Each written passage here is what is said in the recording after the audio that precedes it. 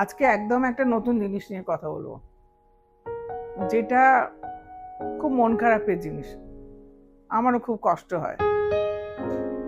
প্রায়ই দেখি আমাদের ওয়ার্ডের ভেতরে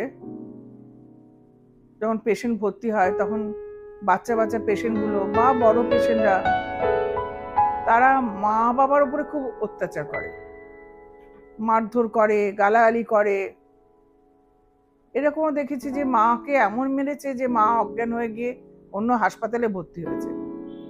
যদি তুমি বলো ছোট বাচ্চার কথা, এমন মেরেছে মাকে, এমন খিমচেছে যে মা ওয়ার্ডের ভেতরে থাকতেই ভয় পাচ্ছে।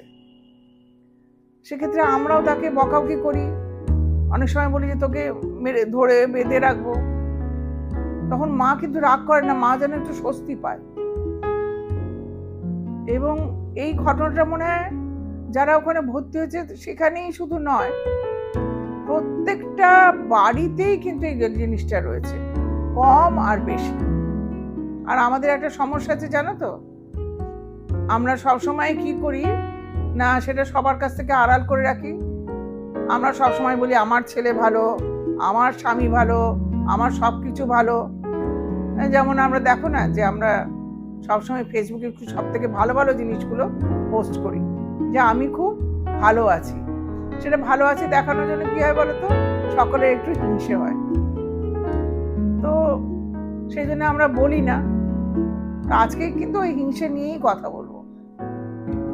কিন্তু আমরা যদি সেটাকে সরিয়ে রেখে ঠিক সময় যদি আমরা সাইকোলজিস্ট, সাইকিয়াট্রিস্টের সাথে যদি কথা বলতাম, তাহলে হয়তো এই মারধর খাওয়া বা একদম কোনো একটা খারাপ ঘটনা ঘটে যাওয়ার হাত থেকে হয়তো একটা ফ্যামিলিকে আমরা বাঁচাতে পারতাম।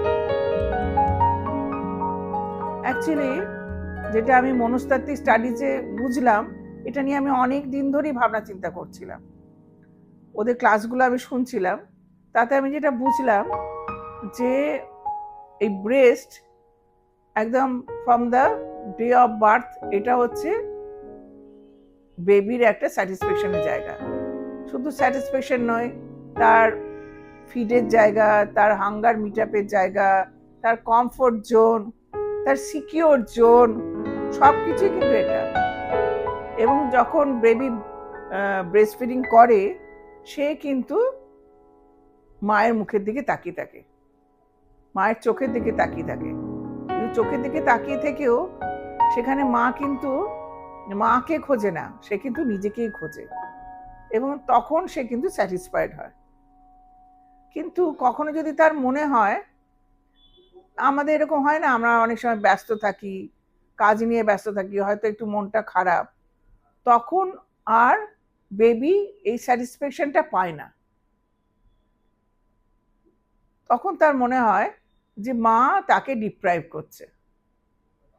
তার মানে একটা ফ্রাস্ট্রেশন ডেভেলপ করে, একটা ডিপ্রেশন ডেভেলপ করে, একটা অ্যাঙ্গার ডেভেলপ করে, এবং এখান থেকে তার একটা ইগো ডেভেলপ করে, একটা পার্সোনালিটি ডেভেলপ করে, প্যারানয়েড পার্সোনালিটিও ডেভেলপ করে, যে মা আমাকে যতটা আমার চাহিদা আমাকে দিচ্ছে না, দিতে চাইছে না। তখন মা হয়ে যায় কি, প্রাইমারি এনভি হয়ে যায়। এই প্রাইমারি এনভির কন্টিনিউশনটা কিন্তু আমাদের, যখন আমরা একটা নির্দিষ্ট বয়সে পৌঁছাই, তখনও কিন্তু আমাদের থাকে। এই ছোটবেলার এনভিটাকেই আমরা কিন্তু কন্টিনিউ করে যাচ্ছি। এবং তার তখন মায়ের উপরে প্রচন্ড রাগ হয়। তখন মা সে কি করে না, এই মাটা ভালো না, এই মা আমাকে সবকিছু দিচ্ছে না, তাহলে আমার এমন একটা মায়ের দরকার যে মাটা আমাকে সবকিছু দেবে, একটা গুড মায়ের দরকার। এটা হচ্ছে আমার ব্যাড মা। আবার কি সমস্যা হচ্ছে বলতো, এই তো মা আমাকে একদম উজাড় করে সবকিছু দিচ্ছে না, আমার যতটা চাহিদা রয়েছে সেটা অনুযায়ী আমাকে দিচ্ছে না। তারপরে আবার যেটা রয়েছে সেটা হচ্ছে যে বাবা চলে আসছে, তখন তার মনে হচ্ছে যে আমাকে না দিয়ে তাহলে ও কাকে দিচ্ছে জিনিসগুলো, ও তাহলে তার বাবাকে দিচ্ছে। তাহলে বাবা মা আর ছেলের মধ্যে ঢুকে গেল। তাহলে বাবাকে ও জেলাসি, বাবার প্রতি ও জেলাসি ফিল করলো যে আচ্ছা একে দিচ্ছে। কিংবা একটা ছোট ভাই থাকতে পারে, তার সম্বন্ধে এরকম একটা জেলাসি ডেভেলপ করে যাচ্ছে। তখন কি হবে, তখন সে বাবাকে সহ্য করতে পারবে না, মাকে সহ্য করতে পারবে না, বাবা মায়ের হাত ধরে কোথাও গেলে সেটা ওর মেনে নেবে না, যেটা আমরা প্রায়ই দেখি বাচ্চাদের মধ্যে রয়েছে। ওকে কিন্তু মাঝখানে গিয়ে ঢুকতে হবে। অ্যানিভার্সারিতে বাবা মা একসাথে কেক কাটতে পারবে না, ওকে কিন্তু মাঝখানে থাকতে হবে। এইটার কন্টিনিউশন কিন্তু আমাদের বড়বেলাতেও থাকে। এবং তার সাথে যেটা থাকে একটা গ্রিডিনেস, একটা গ্রিড, কি না আমাকে আরো দাও, তোমাকে তো পুরো দেওয়া হয়েছে। আমরা বাড়িতেও দেখি যে ছেলে যা চাইছে মা সর্বশান্ত হয়ে সেটুকু দিয়েছে, ভাবছে যে তাহলে এবার ছেলে খুশি হয়ে ওর সাথে একটু ভালো মিষ্টি কথা বলবে। ও মা, তারপরেই দেখা যাচ্ছে যে ছেলে আবার কিন্তু রাগ করছে। মা বুঝে উঠতে পারে না যে এই রাগের কারণটা কি। তার কারণটা হচ্ছে সে বলছে না আমার আরো চাই, আমার এইটুকু তো হবে না, কারণ তুমি তোমার মতো আর যা দরকার তুমি যা বলছিলে সেটাই তো মিট আপ হয়েছে, না ওটুকুতে আমার হবে না, আমার আরো চাই, আমার আরো চাই। তাহলেই তখন রাগ হলো। আমি একটা ছেলেকে দেখেছিলাম আমাদের ছোটবেলায়, 10 টাকাটা তখন অনেক মূল্যবান। তো মা 10 টাকা নিয়েছে মনে করে ও কিন্তু কি করছে না মায়ের সাথে ঝগড়া করছে, এমন একটা জায়গায় গিয়ে নিয়ে যাচ্ছে জিনিসটাকে, যখন মা জামা কাপড় খুলে দিয়ে বলছে দেখ আমি নিইনি টাকা। আমি দূর থেকে দেখছিলাম জিনিসটা, আমিও তখন খুব ছোট ছিলাম, হয়তো 11-12 বছর বয়স হবে। আমার মনের মধ্যে এটা ভীষণভাবে দাগ কেটেছিল যে মাকে এরকম করা যায়। তারপরে যেটা হচ্ছে, যখন আমরা এটা যেমন ছেলেদের ক্ষেত্রে বললাম যে মারছে, খিমচাচ্ছে, গালাগালি করছে, অপমান করছে, এখান থেকে হচ্ছে, তেমনি আবার এটা যখন বাবা মার মধ্যেও যখন এটা চলে আসে, তখন দেখা যায় যে বাবা মাও তখন ছেলে মেয়েদেরকে এরকম করছে। কিরকম ব্যাপার না, তাদের মধ্যেও যদি এই গ্রিডটা থাকে, তখন সে কি বলছে যে আমার ছেলে ভালো রেজাল্ট করতে পারতো, ও আমাকে একটা ভালো রেজাল্ট এনে দিতে পারতো, কিন্তু আমাকে দিচ্ছে না। ও কেন 99 পেয়েছে, ও কেন 100 পায়নি, তাহলে ও আমাকে 100 পাওয়ার সেই আনন্দটা দিল না। এইখান থেকে তার ছেলের প্রতি একটা রাগ ডেভেলপ করে, একটা ফ্রাস্ট্রেশন ডেভেলপ করে, একটা ডিপ্রেশন হয়, এবং ছেলে এবং মায়ের ভেতরে একটা কনফ্লিক্ট শুরু হয়ে যায়। নিজের যে চাহিদাটা পূরণ হয়নি, সেই পূরণ চাহিদাটা সে ছেলের মাধ্যমে সে করতে চাইছে। আর এর মধ্যে যদি অন্য কোনো দুর্বল মেয়ে থাকে, তাকে কিন্তু এতটা টর্চার করছে না, বা তার সম্বন্ধে ভাবছে না যে সে ভালো রেজাল্ট করতে পারবে, তারপর অতটা চাপ দিচ্ছে না, বা যতটুকু দিচ্ছে তাতে সে করছে। মুশকিল হয়ে গেল যে পাচ্ছে না, তার ধারণা যে না এ তো আমারই বিদ্যে বুদ্ধি নিয়ে হয়েছে, তাহলে এ পারছে না কেন, তার মানে এ পারা উচিত, কিন্তু পারছে না।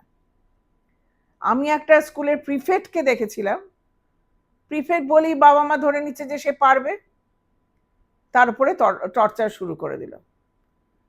টর্চার করার পরেও যখন তার রেজাল্ট শুরু হচ্ছে না, মানে মারধর করা বলো, গালিগালাজ করা বলো, হ্যাঁ, খাবার টেবিলে তাকে জ্ঞান দেয়া বলো, ঘুম থেকে উঠে জ্ঞান দেয়া বলো, এমন হয়ে গেল যে সে মেয়েটি নিজেকে একদম আইসোলেটেড করে নিল, ওদের সাথে আর এক টেবিলে বসে খেত না, পড়াশোনাতে যাওয়া হচ্ছিল আরো স্লো হয়ে গেল। সেই অবস্থায় বাবা মা তাকে আমাদের ওখানে নিয়ে এলেন, কি পড়াশোনাটা বাড়ানোর জন্য। সেটার থেকেও আমার মনে হয়েছে যে ওরা যে ঠিক করছে, ওরা যে মেয়েকে ঠিক বলছে, ঠিক করছে, তার সাপোর্টে আরেকজন কাউকে দিয়ে একটু বলিয়ে নেওয়া যে হ্যাঁ তোমাকে তো পড়াশোনা করা উচিত, তোমার এখন সামনে মাধ্যমিক আসছে। আর সেটা যখন স্যাটিসফাইড হচ্ছে না, তখন কিন্তু বাবা মাও ঠিক কাউন্সিলিংয়ে বা অন্য কিছুতে খুশি হচ্ছে না। আমার কাছে এরকম একজন এসেছিল, একটি ফুটফুটে ফর্সা সুন্দর মেয়ে, একটা মাঝারি গড়ন, খুব মানে কি নরম টাইপের, নম্র ভদ্র।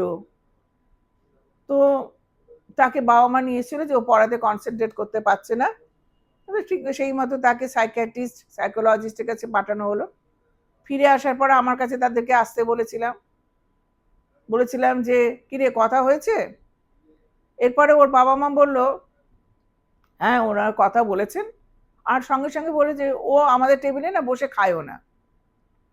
তখন তাকে আমি জিজ্ঞেস করলাম, হ্যাঁ রে কি বলছেন বাবা মা? বলে হ্যাঁ আন্টি, এক টেবিলে বসে খেলে না বাবা মা এত জ্ঞান দেন এত জ্ঞান দেন, তখন আমার মনে হয় যে ওরা আগে খেয়ে নিক তারপরে আমি একা খাবো। তোর একজন বোন আছে না? হ্যাঁ বোনের সাথে কোনো অসুবিধা নেই। মাও বললেন না আমার ওকে নিয়ে কোনো সমস্যা নেই, ও ভালো। এবং এই যে লোকের কাছে বলা, সবসময় মেয়েকে ছোট করা, হ্যাঁ অনেক সময় দেখা গেছে যে যদি এক ছেলে মেয়ে হয় সেক্ষেত্রে হয়তো সে ছেলেকে বলতে পারছে না যে হ্যাঁ ভালো করে পড়াশোনা করে না, কিন্তু অন্য আত্মীয় সম্বন্ধে বলছে হ্যাঁ তোমার ছেলে তো কত ভালো করে, তোমার ছেলেকে নিয়ে কোনো চিন্তা নেই, আর আমারটা যে কি করবে, খুব দুষ্টু হয়ে যাচ্ছে, পড়াশোনা করছে না। ও কিন্তু ওকে ছোট করে দিল, হিউমিলেট করলো। মানে ওর নিজস্ব গ্রিড যেটা, যে আমার আরো ভালো চাই, আমার ওই ছেলেটার মতো আমার ছেলেটা যেন কেন করলো না, সেইটা পাওয়ার একটা প্রচন্ড একটা প্রলোভন রয়েছে। যাই হোক, তো সেদিনকে মতো আমি বললাম যে ঠিক আছে তোমাদের এত একটুখানি খুব চাপের মধ্যে রয়েছো, একটু কোথাও বেড়াতে যাও। তো বাবা বললেন যে ঠিক আছে আমরা শান্তিনিকেতনে বেড়াতে যাও। শান্তিনিকেতন কেন? না ওখানে পড়াশোনাও হবে আর দেখাও হবে, হ্রদ দেখার কলা বেচাও। শুধু এন্টারটেনমেন্টের জন্য কোথাও যাওয়া যায় না? আচ্ছা আচ্ছা দেখছি, চলে গেল ওরা। কিছুদিন পরে আবার তারা এলেন আমাদের এখানে দেখাতে। তো আমি মাকে বললাম যে কি কিছু হয়েছে, কিছু লাভ হলো? না ও একই রকম আছে, কথা টথা শোনে না। তাহলে যে আপনি ওকেও একটু বোঝার চেষ্টা করুন যে ওর কি অসুবিধা হচ্ছে, কেন পাচ্ছে না। হ্যাঁ সবাই আমাকে এই কথা বলে, একটু আগে আমাকে সাইকোলজিস্টরাও এই কথা বললো, আপনিও এই কথা বলছেন, আমি তো ওকে বুঝি। মানে এত বকবেন না। হ্যাঁ আমি কি আগে বকতাম? ওর বাবাই তো আমাকে বলেছে যে তুমি একদম বকাঝকা করো না, সেই জন্যই ও এরকম হয়ে গেছে। হ্যাঁ আমি কোন দিকে যাই করে মা কাঁদতে শুরু করলেন। আর দেখুন এখন তো আপনি মেয়েকে নিয়ে এসছেন, তো মেয়েকে তো আপনি ভালো চাইছেন যে ও ভালো হোক, তো সেই জন্য মেয়ের কথাটাই বলছি। যদি আপনার কোনো অসুবিধা থাকে তাহলে আপনারটা নিয়ে আমরা পরে বসবো। যাই হোক, রাগে গজ গজ করতে করতে তারা চলে গেলেন। এর কিছুদিন পরে মেয়ে আমাদের ওখানের একজনকে, আমার এক কলিগকে হোয়াটসঅ্যাপে ফেসবুকে লেখে যে ও খুব একটা মিজারেবল কন্ডিশনের মধ্যে রয়েছে, ওর বাবা মা ওকে মারধর করেছে, ওর ফোন কেড়ে নিয়েছে, ওর বুকে লাথি মেরেছে, ও ওখান থেকে পালিয়ে যেতে চায়, পালিয়ে ও আমাদের এখানে এসে ভর্তি হতে চায়। যেহেতু ওর বয়স 16-17 ভেতরে, ও মাইনর, তাহলে সেটা আমরা করতে পারি না। ন্যাচারালি আমরা তার বাবাকে ফোন লাগালাম, এমনিতেও লাগাতাম, তাকে সাবধান করলাম যে তুমি এসো না, তুমি এলেও তোমাকে এখানে একা ভর্তি নেওয়া যাবে না। তার বাবা মাকে ফোন করলাম, অনেক কষ্টে তাকে পাওয়ার পরে বলা হলো যে ও খুব একটা ক্রাইসিসের মধ্যে রয়েছে, ওকে এক্ষুনি নিয়ে আসুন এখানে। সেই মতো এখানে ইনফরমেশন দেওয়া হয়েছিল। আমাদের সাইকোলজিস্ট সাইকিয়াট্রিস্ট সোশ্যাল ওয়ার্কার সবাই ওখানে প্রেজেন্ট ছিলেন। তাকে বোঝানো হলো, তার বাবা মাকে বোঝানো হলো, সবাই খুব স্যাটিসফাইড হয়ে বাড়ি চলে গেলেন। কিছুদিন পরে আবার মেয়েটা ক্রাইসিস ডেভেলপ করে। এবার কি হয়েছে না, আবার মেয়েটিকে হিউমিলেট করা হয়েছে। কার কাছে হিউমিলেট করা হয়েছে? স্কুলের প্রিন্সিপালের কাছে, স্কুলের টিচারদের কাছে তাকে হিউমিলেট করা হয়েছে, আর তার বন্ধুদের কাছে। যেখানে ওর একটা, ওকে আমি বলছিলাম যে ও একটা প্রিফেক্ট ছিল, ওর একটা পজিশন ছিল, ওর একটা স্ট্যাটাস ছিল, সেটাকে একদম দুমড়ে মুচড়ে শেষ করে দিয়েছে। কিন্তু তার বাঁচার আপ্রাণ ইচ্ছে, সে বড় হবে, ভালো হবে, অনেক কাজ করবে, বাঁচার আপ্রাণ ইচ্ছে। তখন সে আমাদের একজন সাইকিয়াট্রিস্ট সোশ্যাল ওয়ার্কারকে ফোন করলো যে আমি আপনার সাথে এক্ষুনি দেখা করতে চাই, নইলে আমি একটা কিছু করে ফেলবো। তো একদম দুর্ভাগ্যক্রমে সেদিন আমাদের কালী পুজো ছুটি ছিল বোধহয়, এবং তিনিও একটু বোধহয় আউট অফ স্টেশন গেছিলেন। তাই জন্য বললেন যে আমাদের তো অমুক তারিখে খুলবে, তুমি সেদিন চলে এসো, আমি তোমার সাথে কথা বলে নেবো অনেকক্ষণ সময় ধরে, একটু শান্ত হয়ে থাকো। কিন্তু মনে হয় এতটাই ক্রাইসিসের মধ্যে দিয়ে তখন সে গেছে, হয়তো আমাদের টেলিমেডিসিন শুরু হলে হয়তো মেয়েটিকে বাঁচানো যেত। মেয়েটি কিন্তু একটা দুর্ঘটনা ঘটিয়ে বসে, এবং পরবর্তী সময় তার বাবাকে আবার কোনো কারণে ফোন করে আমরা জানতে পারি মেয়েটি আর নেই। ঘটনাটা এখনো আমার বুকে বাঁধে। এই হচ্ছে মানে আমাদের কতটা, মানে যদি এইগুলো, যদি এই মেজারমেন্টগুলো না নেওয়া হয়, এনভি, জেলাসি আর গ্রিড, এগুলোকে যদি থামানো না যায়, বড়দের ক্ষেত্রেই বলো আর ছোটদের ক্ষেত্রেই বলো, কোথায় গিয়ে পৌঁছাতে পারে। একটাই রাস্তা রয়েছে, সেটা হচ্ছে ইমোশনাল বিল্ডিং। ইমোশনাল বিল্ডিং করতে হবে, এমপ্যাথি ডেভেলপ করতে হবে, তাদেরকে সোশ্যালাইজ করতে হবে, আর একটু গ্র্যাটিফিকেশন শেখাতে হবে যে ভগবান তুমি আমাকে অনেক কিছু দিয়েছো, রেগুলার একটা প্রেয়ারের মাধ্যমে একটা গ্র্যাটিফিকেশন শেখাতে হবে। আর বাইরে পরিবেশে মেশাতে হবে, অনেকের সাথে মেশাতে হবে, যাতে তাদের দুঃখ কষ্টগুলো সে বুঝতে পারে। নিজের ঘরের মধ্যে সব কিছু থেকে প্রোটেকশন দিয়ে থাকলে কিন্তু এটা হবে না। আর ইমোশনাল বিল্ডিং করতে গেলে একটুখানি সাইকোলজিস্টের সাহায্যের দরকার। ও সেই জন্যে আবার আমার রিকোয়েস্ট থাকলো যে যদি তোমার মনে হচ্ছে যে ছেলের মধ্যে এই জিনিসটা বেশি, বা বাবা মার নিজেদের মনে হচ্ছে যে তারা বড্ড বেশি চাপ দিয়ে ফেলছেন, তাদের ইচ্ছে, তাদের ওই 100টা নম্বর চাই, এইটা চাপিয়ে দিচ্ছেন, তাহলে কিন্তু একটু সাইকোলজিস্টের সাহায্যের খুব দরকার আছে। তারা ঠিক করে গাইড করলে এই দুটো ঘটনাগুলোর মতো কোনো মিজারেবল ঘটনা ঘটবে না। আজ এই পর্যন্তই থাক।